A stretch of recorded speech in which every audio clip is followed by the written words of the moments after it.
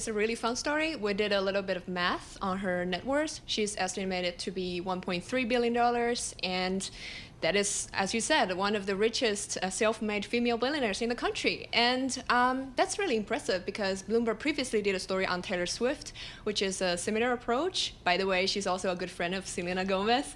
So yeah, while Taylor Swift got to billionaire index because mostly coming from music revenues, while in Selena's case, music is a really tiny portion of her net worth. You know, that she is a singer, she is an actress, she is an entrepreneur all at the same time. So she really got rich from these multiple different revenue streams that leverages her talent and obviously the massive social media following. So yeah, the majority is coming from this beauty brand, Rare Beauty, which is extremely popular among teenage girls. And obviously it was valued at $2 billion. And apart from that, she makes money from the revenue stream from album sales, music tours, acting, and streaming. And of course, she co-founded a mental health startup called Wondermind as well. She's very busy. But exactly. I really like that chart. 81.4% of her wealth comes from Rare Beauty. What exactly makes Rare Beauty different than other makeup brands? And I feel like every celebrity has a makeup brand. So why is this one so successful? Yeah, definitely the bulk chunk of the wealth is coming from Rare Beauty, and Selena has pretty much kept this brand very independent. And I guess one of the secret sauce for the success is that she really leverages the social media following to promote the products. As you know, Selena is the most followed woman on Instagram, and obviously there's a lot of TikTok following for that as well. So she really leverages that to do the marketing for the product.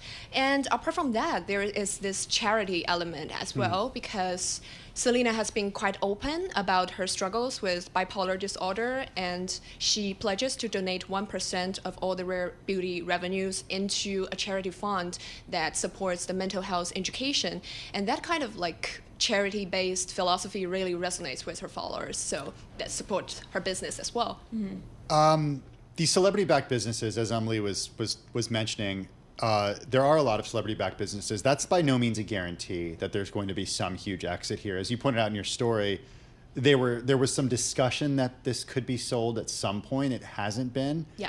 But what are the risks having so much of a net worth tied up in a business that is still venture-backed at this point? Yeah, so that's a really good point because we know that the valuation on beauty brands might be very transitory, and celebrity-backed business is definitely not a guarantee for a forever hit. We see that a lot of consumers might fickle, and a lot of these brands tied to famous people might be fizzling after a strong start.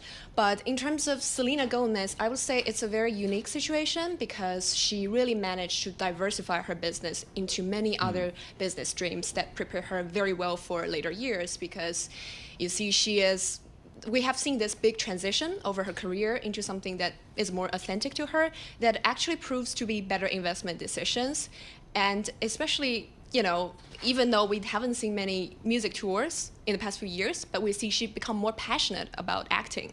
And Only Murders in the Building is back on the screen. So yeah, obviously she keeps making money from all these branding revenue as well. So yeah, I think she's really like good example for, you know, somebody who give a good example of how celebrities can manage their wealth into later years.